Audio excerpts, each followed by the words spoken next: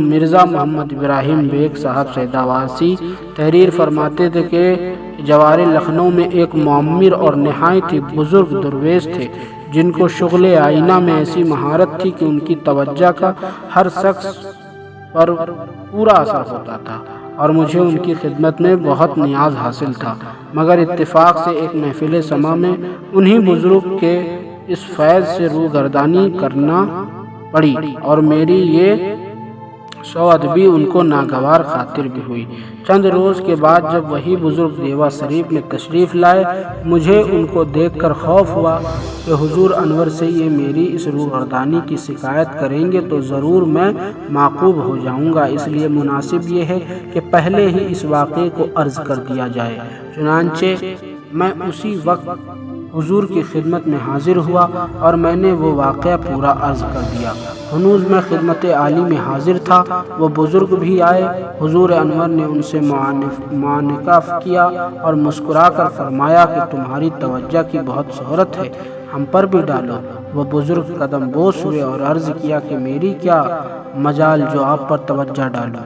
حضور نے خادم سے حسب دستور مٹھائی وغیرہ دینے کے لیے ارشاد فرمایا۔ جب وہ بزرگ رخصت ہو گئے تو میں نے عرض کیا کہ اگر وہ حضور سے کہتے کہ آپ مجھ پر توجہ ڈالیں۔ ارشاد فرمایا کہ ہم توجہ ڈالتے۔ میں نے عرض کیا کہ اگر حضور توجہ ڈالتے ہیں تو کبھی ہم لوگوں پر بھی توجہ ڈالا کیجیے۔ آپ نے قریب بلایا، جب میں بالکل قریب حاضر ہوا تو فرمایا کہ یہ توجہ ڈالنا تو ایک قسم کا تماشا ہے، اصل توجہ وہ ہے کہ اگر موتی پر توجہ ڈال دے تو وہ پانی ہو جائے۔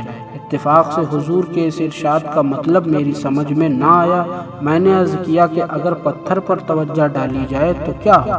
فرمایا کہ وہ پتھر خاک ہو جائے۔ اب اس ارشاد کا مطلب میری سمجھ میں آیا کہ توجہ اس کو کہتے ہیں جو حجاب تعین کو اٹھا دے اور اصل سے ملا دے، جیسے موتی کی اصل اس کی پانی ہے یا پتھر کی اصل اس کی خاک ہے، مگر ایک حجاب ایسا حائل ہو گیا ہے کہ اپنی اصل سے الگ ہو گئے۔ کامل توجہ کا یہ اثر ہے کہ وہ حجاب تعین اٹھا دے اور موتی کو پانی، پتھر کو خاک کر دے، یعنی اصل سے ملا دے۔ یہی توجہ اگر انسان کے قلب پر ڈالی جائے تو وہ اپنی اصل سے مل جائے اور عین ذات سے سروکار ہو جائے اور فی انفسکم افلا تبصرون کی حقیقت کھل جائے۔ حضور پر نور کی ارشادات سے کامل طور پر ظاہر ہوتا ہے کہ ہر ایک بات کی حقیقت و ماہیت پر نظر تھی۔ یہ بات بھی حضور انور وارث پاک کی خصوصیات میں تھی کہ محافل سما وغیرہ میں بھی حسب قاعدہ مروج نشست فرما کر توجہ نہیں دیتے تھے، مگر یہ عجیب بات ہے کہ حضور انور کے سلسلہ عالیہ میں اس قسم کے بھی اکثر طریقے دیکھنے میں آتے ہیں جن سے ظاہر ہوتا ہے کہ لوگوں کو تعلیم ضرور ہوئی ہے، مگر حضور انور کا کوئی طریقہ ایسا دیکھنے میں نہیں آتا، نہ مستند حضرات سے سنا گیا۔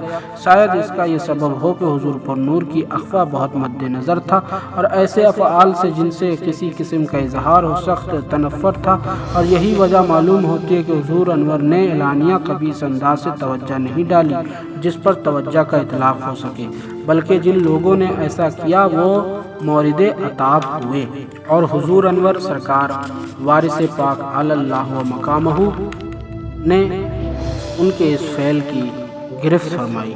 چنانچہ سید حامد علی شاہ صاحب چشتی قادری سجادہ نشین سانڈھی ضلع ہردوئی تحریر فرماتے ہیں کہ میں حضور انور سانڈھی میں تشریف لائے اور قلعہ کے مسجد میں قیام فرمایا۔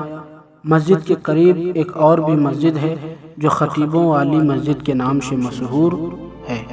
اس مسجد میں ایک وارثی درویش جو خرقہ پوش تھے نماز پڑھنے کے لیے آئے اور ان کے ساتھ ہی ان کے ایک پیر بھائی منشی رحمان صاحب وارثی بھی آئے۔ جب یہ دونوں نماز پڑھ چکے تو خدا جانے کیا بات ہوئی کہ ایک دوسرے پر توجہ ڈالنے لگے۔ مغرب کے نماز کے بعد سے عشاء کے وقت تک یہی حالت رہی کہ دونوں صاحبوں کا مقابلہ رہا۔ بالآخر منشی رحمان صاحب بے ہوش ہو گئے اور گر پڑے۔ ادھر تو یہ واقعہ پیش آیا اور اس طرف حضرت حاجی صاحب قبلہ خود بخود اٹھ بیٹھے اور ایک خادم سے ارشاد فرمایا کہ رحمان بے ہوش ہیں، ان کو خطیبوں والی مسجد سے اٹھا لاؤ۔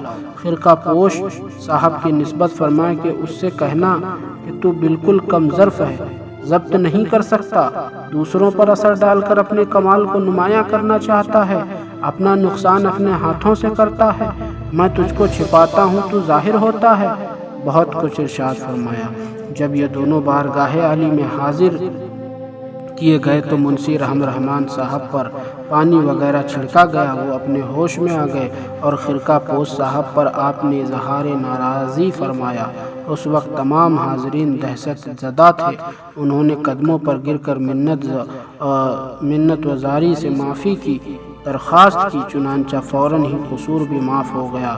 خلاصہ یہ ہے کہ حضور انور کوئی فعل ایسا پسند نہیں فرماتے تھے جس سے کوئی ایسی بات پیدا ہو جو کمال کو ظاہر کرنے والی ہو یا جس سے صاحب تاثیر ہونے کا پتہ چلے۔ آپ اپنے فقراء کی نسبت اکثر ارشاد فرماتے تھے کہ ہم فقیر بنانا چاہتے ہیں اور یہ مشائخ بنے جاتے ہیں۔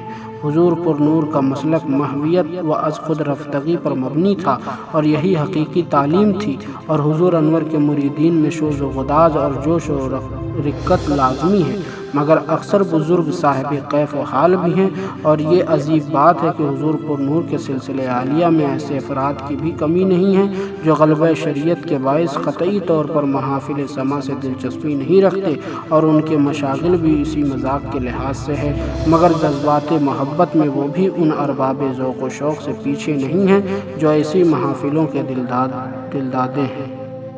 حضور انور طبیعتوں کے رجحان اور مزاج کے موافق فیض و برکات سے مستفید فرماتے تھے۔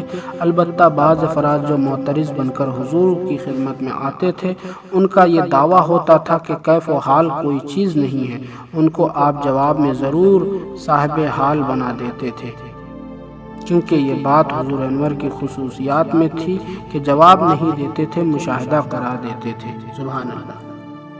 مولوی محمد اسحاق صاحب وارثی اٹاوی مرحوم مغفور روایت کرتے تھے کہ اور منشی ذاکر علی صاحب معتن اٹاوا بھی اس واقعے کو اپنا چشم دیدن بیان کرتے ہیں کہ ایک مرتبہ حضور انور کے والد ماجد حضرت سیدنا قربان علی صاحب قدس سرہ العزیز عرس تھا، پر ایک واعظ کھڑے ہوئے واز کہہ رہے تھے جس میں ارباب حال پر طعنہ زنی تھی۔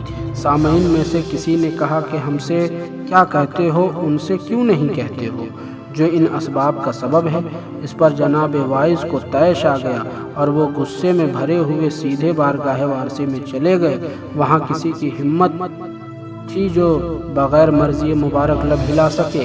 واعظ صاحب جاتے جاتے حیرت زدہ ہو کر عالم سکوت میں کھڑے ہو گئے اور ایک لفظ ان کی زبان سے نہیں نکلا، اور لوگوں نے عرض کیا کہ مولوی صاحب کو ارباب کیف و حال پر اعتراض ہے اور شب کو دوجکی اور مردود وغیرہ کے خطاب سے مخاطب فرما رہے ہیں۔ حضور انور نے ان کی طرف دیکھ کر صرف اتنا ارشاد فرمایا کہ مولوی صاحب تو بڑے صاحب حال ہیں۔ حضور انور کا یہ فرمانا تھا کہ مولوی صاحب کی حالت میں ایک غیر معمولی تغیر پیدا ہوا اور وہ نہایت ہی ادب سے قدم بوس ہو کر مستانہ وار جھومتے ہوئے قوالی میں پہنچے، اور اس زور و شور سے حال آیا کہ مولوی صاحب کے مقابلے میں دیرینہ ارباب ذوق و شوق کی کیفیتیں بھی مان پڑ گئی۔